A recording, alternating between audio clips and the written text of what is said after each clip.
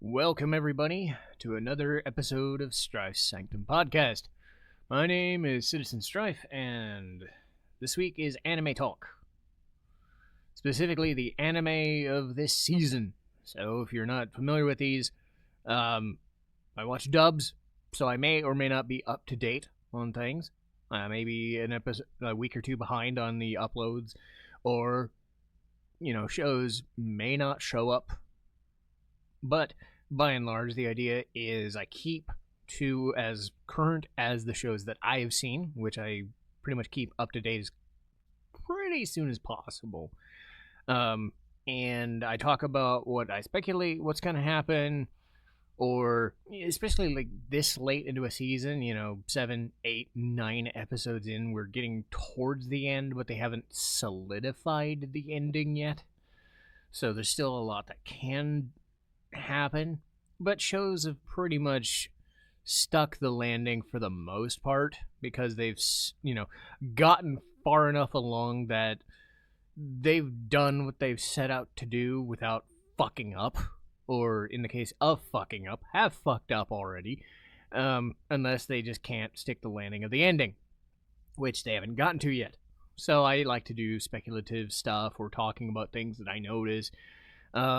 One show in particular I've banged on about a thing, and I'm going to continue banging on a thing, though I do think it's at least starting, finally, to make more sense, even though I've hated that storyline. But that's for later. Excuse me, I just had my supper. Anyway, so let's talk about shows. Ascendance of a Bookworm. Not a whole bunch has happened in this season, realistically. And a lot of shit has happened. Mine's become, or Rosa mine, technically, has become High Bishop and Archpriest and all this stuff and whatnot, and now she's got her own monastery that she needs funds for, so she's finagled Ferdinand to do a thing, and the last episode was just them setting it up. And, what I'm liking is they haven't forsaken the family a whole bunch, despite the fact that the family can only meet them so much, so often, given the rules of the contract and whatnot, so that they don't get, screwed over or mine gets punished. So I like that they keep bringing them in. I don't like that, none of the new characters are really all that interesting. This show still works because mine works. It still works because Ferdinand works. It works because the family works whenever they show up, But the new characters are just fairly standard, and it's not a whole lot going on, and I kind of wish there was. But then I keep remembering that the second time I watched this show, it was 6 months to a year ago, I was taken aback with the moments where stuff really did get serious, because there's a lot of times where it doesn't. So I have to constantly remind myself that just because something doesn't happen doesn't mean that something isn't going to happen. That's why I'm still watching the show. There's something there still that I'm looking forward to. Contrast that to Classroom of the Elite, where it's still a lot of talking. It's still a lot of talking. It's still a lot of talking. It's still a lot of Ayana Koji doing the thing or talking to people. I'm kind of speed watching this show at this point. I still like it, right, because it's an interesting premise, but the fact that they're redoing stuff they've done before is kind of frustrating. The survival island, they're doing it differently, yes, but realistically, it's Ayana Koji goes and does a thing. He talks to a person and does a thing. What I will give them credit for is the newer characters they have introduced have really maintained my interest, because I'm kind of sick of Ayana Koji's dumb face, because, again, I've said this every single week, and I'm not going to stop now. Nothing changes because he always seems to have the answer to things. And I would at least like one time for something to not go his way. Imagine that, me thinking that this guy who can't do anything wrong fuck up once and actually suffer some sort of consequences, or get something. Like, even his relationship with Kushieda is just kind of like, it's like, I think it's Kushieda. Anyway, I'm confusing maybe two different people from the original set of characters. But his new girlfriend, like I don't know whether they have chemistry or not. I don't know how serious he is or not about the whole thing. Like, if there was any sense of like him having any emotion at all, you know, I would think something of this guy rather than just he's the guy we focus on and he's got the same dumb fucking look on his face and knows every single fucking thing that's going to happen. Like, he is not likable at all, and yet he's the framing device to which everything else wanders around. So I'm kind of at that point where the interesting thing is him talking to people that I find interesting, because he's kind of like Batman at this point. He's the least interesting thing about the show that he is the lead character of. So it's just like, okay, you know everything. Good job. Care to crack a smile or squint or do anything, maybe? I don't know. I'm complaining about the same thing again. Gee, imagine that. Dorohedoro, this one is just completely insane. Season 2.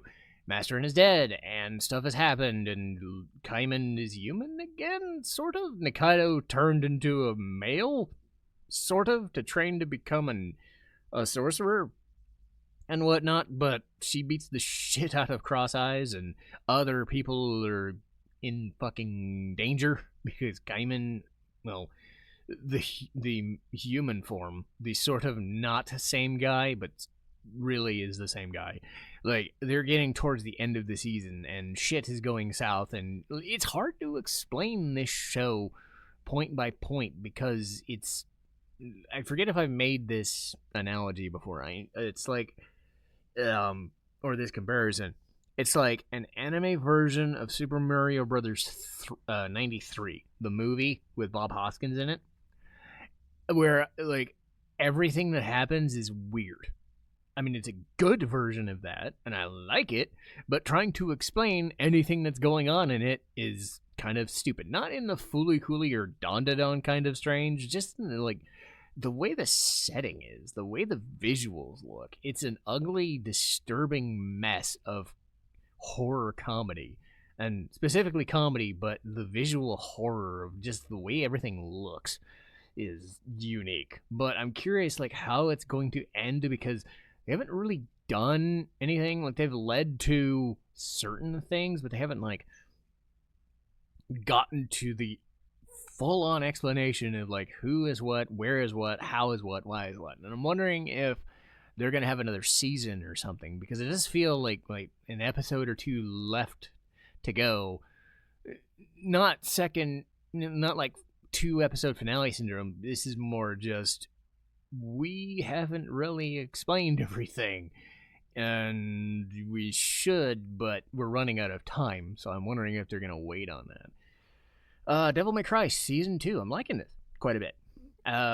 It's, again, not high art. It's Devil May Cry. It's not meant to be high art. It's meant to be Dante and Virgil slicing shit up and shooting things. So, what happens when they slice up and shoot each other? It's glorious. Dante is voiced by Johnny Young Bosch. Pretty good casting. What I really like is Virgil being Robbie Damon, who, you know, Goro Akechi, Prompto, Zhao from Yakuza, like, tons of stuff, and I love it, you know. And he just embodies Virgil with this, just like, the way they're going about it is like, there's this war of humanity versus Makai, and Virgil is like, Dante sucks because he got all the attention, you know, so he's got that weird namby-pamby vibe to him, but, like, he doesn't come across as a pansy about it. He's more like, I'll fucking kick your ass because I hate you.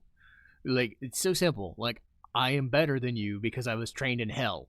Just let me do it. And then he has this, like, no, I'm actually going this direction, going this way. And like the political intrigue and, making this war a proxy war of like wars in the real world, you know, it's interesting. I was not expecting Devil May Cry to be like a political or fanatical or like war allegory kind of show when it started. So it's an interesting approach, and it's definitely different from just Dante goes shoot things. Dante falls in love with Lady or flirts with Lady, which still happens, because Lady is she was like the linchpin of the first season. I don't know how much so it's gonna be in the second, because again, Virgil is probably gonna be the character they focus on this time around, which is good because you don't need to keep focusing on Dante and Lady so much, but you need to keep that up. And I do like the new villains around it, because I said before, the guy who voices the new main villain is the guy who was Dracula in Castlevania. So it's like he has screen presence. So it works. And, for all the goofy, dumb bullshit of playing Let the Bodies Hit the Floor in the first episode, then you have like the second and the third episode where Virgil just goes, I'm going to make a philosophical statement about how the world is fucking bullshit and your country is bullshit and the world fucking sucks because you've marginalized an entire population without even knowing it. So I'm going to throw it back in your face because you're fucking stupid.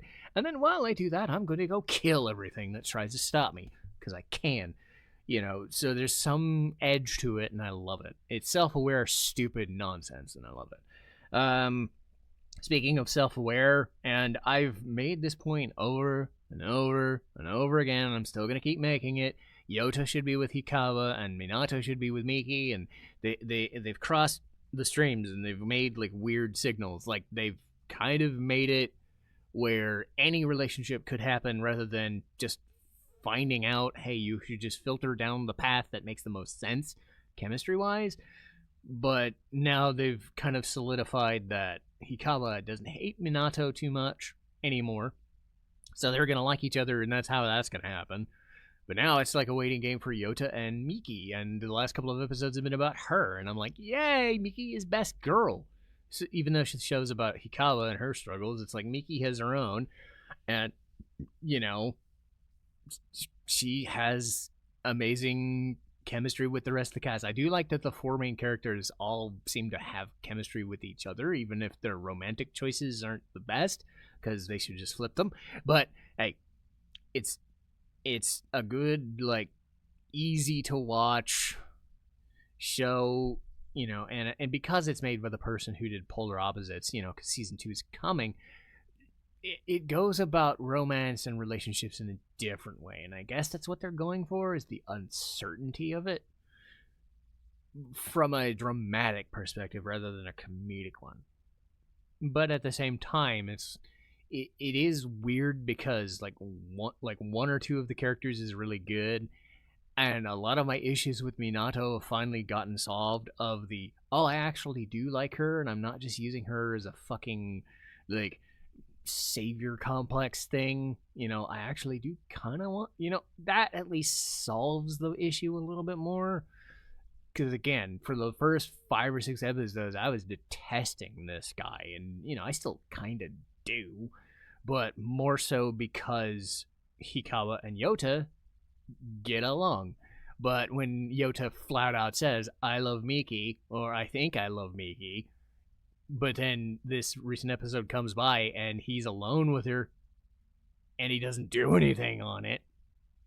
I mean, like, I get it, but I also know the longer you wait for this whole confession stuff, the longer it's gonna just linger and be kind of, because again, they might just wait till like episode 11 or the end of episode 12 or 13 to be like, no, that's where the I love you start, and it's gonna be fucking weird. No, you could have done it now. You could have done, like, what was it?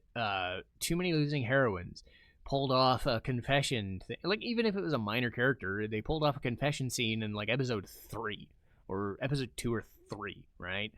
And they spent the next one actually kind of confronting it and going along with it and doing the ramifications of it. Like, you can do a confession scene whenever. The longer you wait, the more you're just going to annoy people, you know? Because, again, I think the show's going to be fine, but I do think the frustrations are less, but they still exist. Agents of Four Seasons, there's nothing to complain about here. The last episode introduced the Agents of Autumn, and then bad shit happened really fucking quick. Kind of the, you know, like the beginning of Full Metal Alchemist and which Hat Atelier, where it's like, everything's good, everything's fine, everything's that. No! So they pull that, and they're like, well, this new person we just introduced, well, no, this shit's bad. And you shift to a different perspective.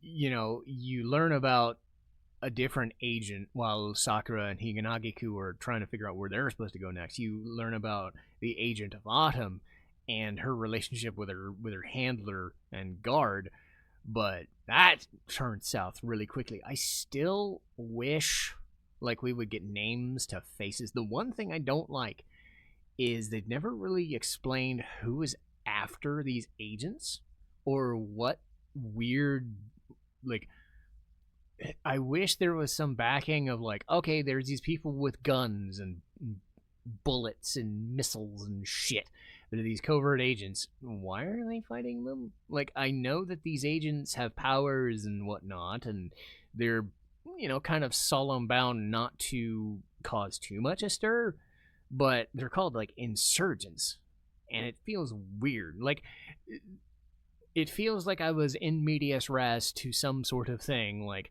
we're following along with the Phantom Thieves, but we don't know why they're the Phantom Thieves. We don't know who they're facing. It's like if the Phantom Thieves were to go into a palace of some random guy and they were supposedly the big bad, but we don't know who the actual enemy is. Or facing off, you know, like Avalanche in Final Fantasy VII, but we're never saying, okay, Shinra's bad because of this. Here's why. Like, we have maybe one or two people being introduced, maybe, that have kidnapped a person or two, but like, we only have the main character's word on it. We're not really shown the bad people from their perspective. I'm hoping that changes, because that's, again, the one thing about the show that's kind of iffy is like, why is there this weird war? Why are these people fighting each other? Why do these people need guards? They're just elementalists, you know, they don't do crazy shit. So I don't, like, if they'd spent like the first episode kind of explaining, and maybe they did, maybe they explained it in dialogue, but they didn't like do this like weird thing. Most of the angst is mostly from the cities of Spring and the people that run the city of Spring, and, you know, like the handlers and the leaders of the towns that they're from are more devastating to the main characters than the actual people shooting at them. So it's like, that stuff I love. The interplay of the characters is great, but there's like no central villain to speak of, and it's weird. I do think they're finally getting around to introducing it, but it's like 7 or 8 episodes in, rather than, oh, well, now I understand why they're running away. Well, I know why the Agents of Spring. I know why she's running away. She doesn't like her life at all. Why are people shooting them? Are they trying to capture them for their power? Is this like a mutant thing where it's like, we're also mutants, but we want to kill you so we can install a power struggle? Like, I don't, like, if they answer that, eventually, that'll answer my problem. But until then, I'm probably going to do what I've been doing with Ramparts and Classroom of the Elite, and banging on about things I don't understand because they haven't adequately explained it. I still think Agents of Four Seasons is the second best show, knowing that it was made by the person who wrote Violet Evergarden. It makes sense that I would like it so much, but it's not a guarantee, because the next show contrasts that, because it was made by the person who made Full Metal Alchemist, and it's not nearly as good. So, what do I know? But interesting if nothing else. I like Agents of Four Seasons, and it's very dramatic as shit because it's made by the person who did Evergarden. Like, you can't get more dramatic than that show. Anyway, Daemons of the Shadow Realm, Yuru and Asa finally get together, and they're sort of not on the same side, not the same side. Can do this at least has some like, okay, these people are dealing with like internal struggles and other machinations, and they're building like, oh, this is kind of goofy, but we finally settled on, okay, we're not the bad people, but we want to meet. So Yuru and Asa meet, and like, I find it weird that Asa, the real one, is like reduced to a running gag where she just wants to hug her brother. I don't get it. I mean, it's funny, but it's like, what? Like, what a weird thing. It's like me playing Danganronpa 2 recently, and Nekomaru's entire identity, other than being a big burly dude, is that he has to take a shit. Or that he constantly talks about it. At least with Asa's weird thing, it's, okay, she wants to hug her brother. Like, not in the weird, creepy way, just in the, I haven't seen you in 10 years, like, I'm your sister, it's great. But they at least find time to be like, okay, we're explaining demons and lore, well, Daemons in this case, Daemons and other cool shit going on. And they even found time, and I do like this, because they got done with the crazy Kagemori clan stuff. And then they beat up this guy, and they look at him, and they go, what are you doing? Let's try and answer our question, before we let you go, or maybe kill you, because we can. They go about asking information about main character's parents, because they're lost. And the discussion goes on for a bit, and the guy, when asked about Daemons and whatnot, he kind of flat out says, I didn't give Daemons names because they're cattle and they're devices. They are whatever. And I like that the show was nice enough, and the character's like, dude, Daemons are real things and have emotions. You can't be treating them like nothing. Otherwise, they'll turn against you. It's kind of refreshing to see that, because it still has that edge to it, to going a little further, because there's only so much time in any episode, and it's really like the details, the effort you put in, especially for something that is a lot of like fight scenes and stuff and comedy on the side, to pull in, just a little aside, like a 10 or 15 second thing of saying, okay, no, Daemons actually have agency, and you can't treat them like shit, otherwise they will sell you out. That was a nice touch. I did like that, because it's taken a while for this show to kind of find its footing, and I think it's finally starting to, now that they've reintroduced Asa again, and they've let Gabby do the whole gobble thing with her Daemon. I mean, anytime she's on screen, I just start laughing, because I'm like, she's great. Anyway, Kill Blue, same as the usual. They've just gotten into Ogami being like, oh, I'm Noren's boyfriend or fiance or whatever, and now I've got this person going after me, and then I got that person going after me, and then the last couple of episodes was about this guy who's like the super athlete, the Shohei Ohtani kind of dude who like excels at everything, and basically, whether Ohtani, I don't think Ohtani actually is probably like this or anything, but like, imagine that guy, super uber talented and everything. Sorry, I just had food. Think of that level of elite athlete being an absolute fucking prick about it. His tale as old as time. I'm better than you. I'm going to prove it. And then, oh shit, no, he's actually getting taken out by this guy he doesn't know, because super spy in the guise of a middle schooler. I do like that Ogami and Noren have been in this like home ec club kind of thing, and they have that as their basis of, okay, these characters are this support, and then we have our goofy, main stable of things. And, because you have Ogami, his adult handlers, and his wife, and his child, and whatever, and you have the middle school kid. It's a decent enough setup. The Sakamoto days plus Detective Conan plus, stuff like that. It's not perfect. It's played very much comedic, but it has its moments. I do like that they keep skirting the issue of like this 40 or 50 something guy becomes a 14 to 16-year-old and then suddenly is like, do I date this girl? Wait, I'm faking it, but she's my daughter. Or I think of her like my daughter. At least, because I mentioned this when I first started watching, it was how are they going to handle that? And I think what they're doing is the Higehiro thing, where they're smart enough, at least one would hope, to make sure that Ogami never acts on anything, but pretends to do it because that's his role. It's just a case to him, and he thinks of her as a daughter or a surrogate daughter, to make up for bullshit in the guise of a stupid comedic show. So it's like, it's fine.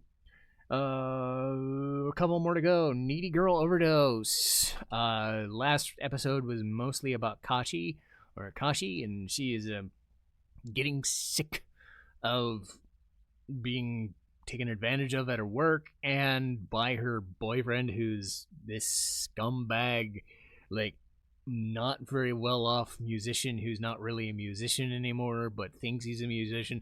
So it's like, under all the weird guise of all the psychobabble about social influencing and media, like social media and influencer culture and all that jazz, it's been the show in a nutshell. Her threatening the dude and breaking his stuff and telling him to get the fuck out was worth it. Because as dingy and weird as this show can be and depraved, it does have a sense of, okay, we'll stop the psychobabble for a little bit and show some teeth, because that was something that Shiba Yugi sometimes failed at. And I know I keep bringing that up as the go-to. I'm doing that because that was last season, so it's fresh in my memory. Because there are some times where psychobabble is great, but if that's all you have, it's not going to be useful. And I do like that Needy Girl Overdose has its moments where it's like, yeah, here's the action you need. Here's the meat. Marriagetoxin, third favorite show of this season, and it's great. I did not like Urashino as the prospective partner. I was kind of hoping this would be like I said this when the first episode happened. I was like, please be a false flag. Please be a red flag. Please just have like some hidden, drunken, crazy girl vibe. Or, I'm not really shy. I'm just pretending to be one. You want to date? No, she just kind of was there, and Gero saves her life, and they become friends. But like, other than being a person that likes magic tricks, like, nothing about her really excited me. And I said this because I don't like shy people. I don't really go nuts for shy people.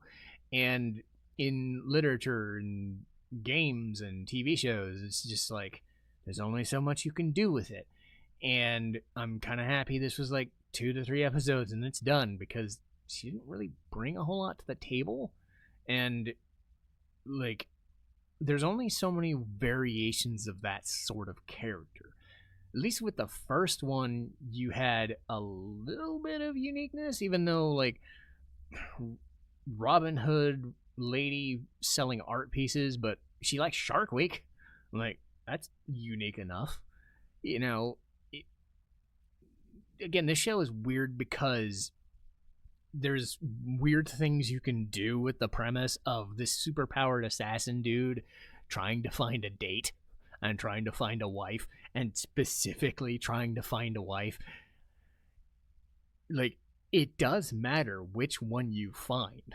It is gonna matter, and it does matter from a chemistry perspective. Like, what's funny though is I keep thinking that Kinosaki is actually a woman in disguise. she claims she's a guy, but we never actually saw it. And it's one of those like weird fucking teases where it's like, nope, I was coded as a girl at the beginning of the first episode. I came out as a guy in the first episode, but that was just to fuck with you because I don't really trust you, but I'm along with your plans. Fuck it. But imagine all this shit happens and Kinosaki is just like, no, I actually am a chick. I'm like, that would be pretty fucking funny. And I think that I like the show enough that I think they pull that shit off. I say that wondering what other characters will come. What other prospective potential partners because of the way this show works. Spy stuff. Lots of superpowered shit. Like, there is so much uniqueness you can do with the Spy Family setup plus the Sakamoto Days setups, because that's those two shows right fucking there, you know. And the way Gero and Kinosaki work off each other is so good. But you also need a girl or a woman who also works well off Gero, because, well, what's the point of marrying someone if you don't really like them? So what I have to do, though, sometimes, and this is coming up with Ramparts and now this, I'm thinking of it from my perspective of characters need chemistry. As opposed to, well, this person wrote the thing, so they wrote the thing their way. There's nothing I can do to change it. But I still think, like, there's a difference between what I would do, and sorry, a fucking noise or alarm came off out of the apartment in the street somewhere, so it might show up. How would I put this? Like, there's a line where I'm trying to make this make sense. Two people should love each other. Like, marriage doesn't need love. I understand that. There are people that marry for lots of different reasons, but if you're going to love somebody, you have to know them. You can't just love at first sight the thing and be done with it, you know? Because love at first sight is dumb. And I'm trying to remember, wasn't there a show? Yeah, wasn't there a show in this season where it was like love at first sight and it's really fucking stupid? Actually, no. I think it was last season. But there was one that was like, oh my god, I've fallen for you and I really like you and it's dumb. I'm like, no. Love at first sight's dumb. You don't know a person. Stop it. You know?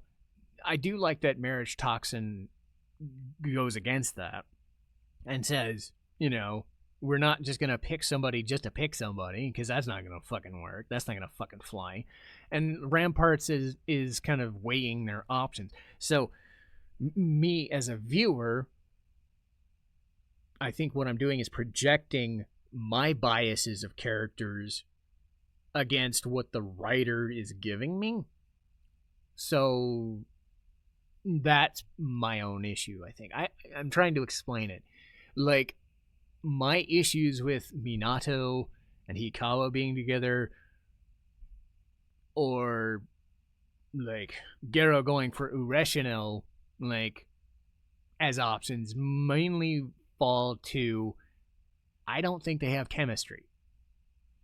But what I think as a viewer may or may not matter in the end, because the writer is the one who wrote this and probably thought in their head, this relationship works because of that reason, you know?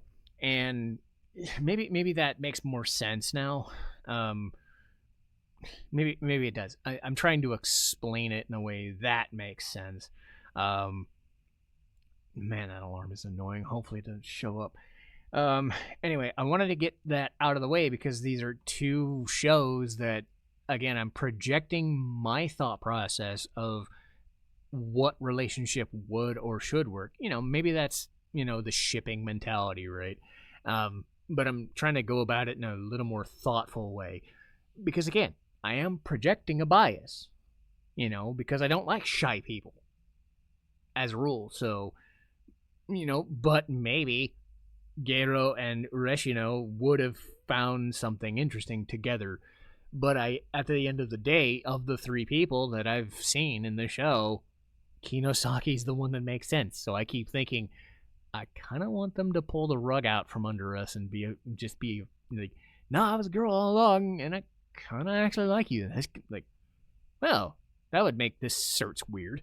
Like, you go through all these prospective partners and shit and all the shenanigans just to find out, we could have married each other from the get-go. But no. At the same time, them learning about each other through all these weird shenanigans just to find out that they like each other would be an interesting subversion of the original premise. So I'm kind of hoping that's what happens. I don't think that's gonna happen. I think they're going to find somebody who is the partner. And, Kinosaki's a guy who looks like a girl, sounds like a girl, all that shit. I'm overthinking it for the fun of it, whatever. I don't know. Anyway, last show, so that I can get done with this, because it's fucking hot as shit. It's like it's 86 degrees right now. Witch Hat Atelier. And the last couple of episodes have been about the Knights Morales. I put it as Knights of Morales, I think. It was Knights Morales. I'll fix it later. But they responded to Coco basically blasting a hole in a fucking river and creating a desert. So they wanted to erase her memories. But while they're doing that, they're finding out the reason as to why all this shit happened. Kiefer found out that the robed weirdo fuckers have been tampering with her drawing ink, and he's trying to find the explanation for it, but he keeps getting into trouble. And, I like that he finally gets a moment of, oh shit, like, peril, because he doesn't have all the answers. As I said with the Ayana Koji example, and now we have an ambulance coming by. God damn it. Sorry. So if you do hear it, you do hear it. I'm sorry. Because I definitely do. But the Ayana Koji thing, you need some sort of peril to seem human, right? You need some sort of thing that you suffer from eventually, so that things actually, you actually have some faults. And Kiefer finally kind of just gets shut down by these crazy alarm systems in this ink. He goes too far and then finds out, oh shit, I've been trapped, or oh shit, I'm in trouble, or oh crap, I'm gonna drown, or this shit, and he figures his way out. And then, Coco's dealing with more shit, and I think she's dealt with a fever, and they had to, rush her to a place to get better by the end of the episode.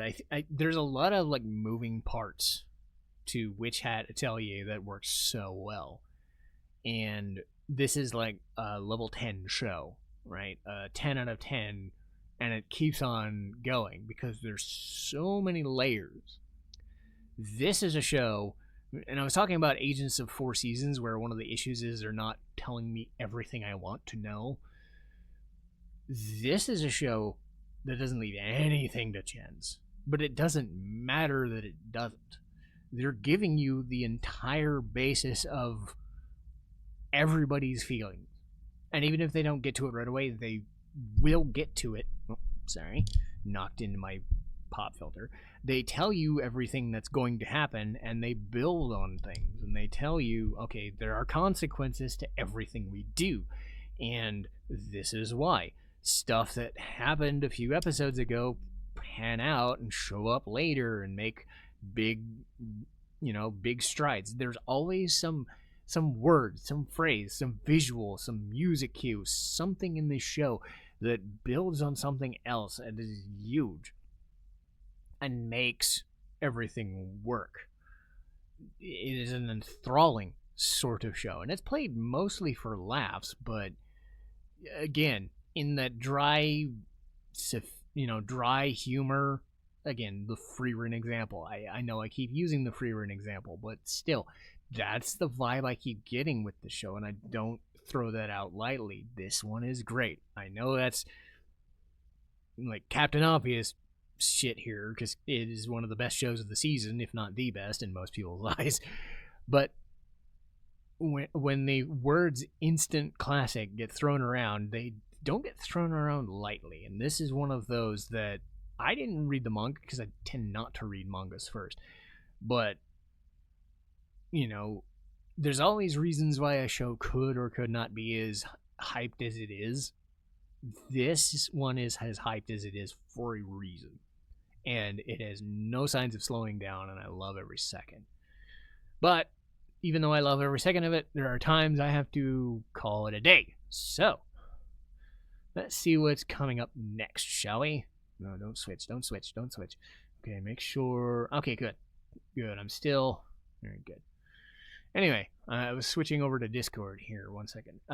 Next week is To Your Eternity, talking about shows that have a lot going for it. Breath of Fire 3, The Story of Above Average, talking about Breath of Fire 3 again in a different way, hopefully. Or at least discussing them in a little bit of more detail in kind of like point by point by point, from why it's not perfect in any one way, or it's not great in any one way, but everything it does is always good and good enough, right?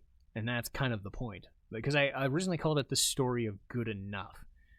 But I think The Story of Above Average makes more sense. And, you know, it has its issues, gameplay-wise and whatnot, and character-wise. But, you know, I think talking about them a couple of years after talking about it, kind of speeding through Breath of Fire, maybe now this one I'll be able to give more examples as I'm going through it. In the Clear Moonlit Dusk, one of my favorite shows of last season. There we go. There's Castlevania Lament of Innocence and Curse of Darkness that I get to talk about. That's a good one. And then No Guns Life heading into August. So I'm staying busy. I got to get to my books too at some point, but you know, I wanted to get this podcast out there while I had the opening on this Friday. No, I can't see the fuck. There we go. I had a issue tracking my mouse for a second. So, yes, all the fucking sound effects, the episode's running long, me trailing off into a different tangent, and now me not seeing where a mouse was.